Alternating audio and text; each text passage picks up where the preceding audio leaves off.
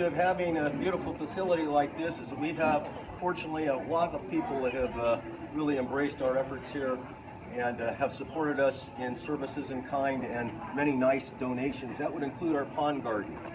One of our patrons thought it would be a nice touch. This was just an open patio here. Suggested to Mr. Price that he would like to install a pond garden and would pay for it. Bob was delighted to take him up on it, and here we have our pond garden. And many of our display areas have been made possible from the generosity of our generous benefactors. In our pond garden, we have some examples of some well-known intertidal plants that you will find here in Mexico as well as in other areas of the world. This is a mangrove right here. It is a red mangrove. There, I believe, are 3 different species of mangroves. I'm sure you've all heard of mangrove swamps. They are primarily in areas that are intertidal zones, and primarily in areas where they might have a dry season and a rainy season.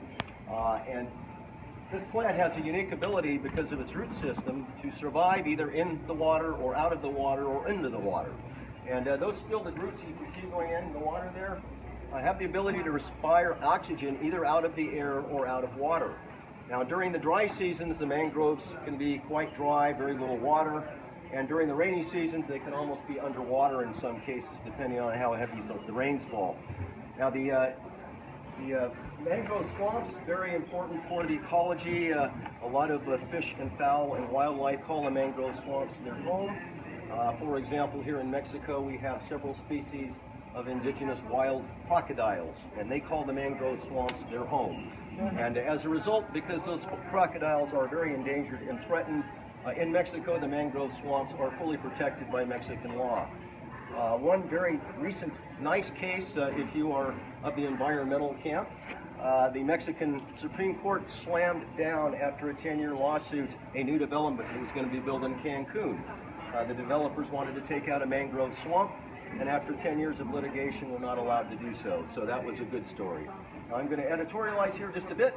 I'm not sure whether Cancun needed another resort. Having been there a few times, I think they've got plenty. But anyway, that was a good story for the mangrove swamps.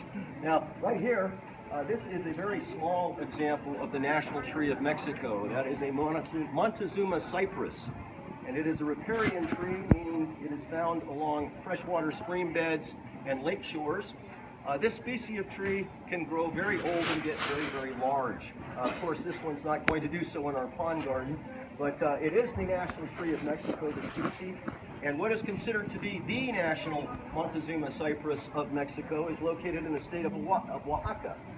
They estimate its age could be almost as old as the Spanish conquest, and the diameter of that trunk of that Montezuma cypress is about 35 to 40 feet around.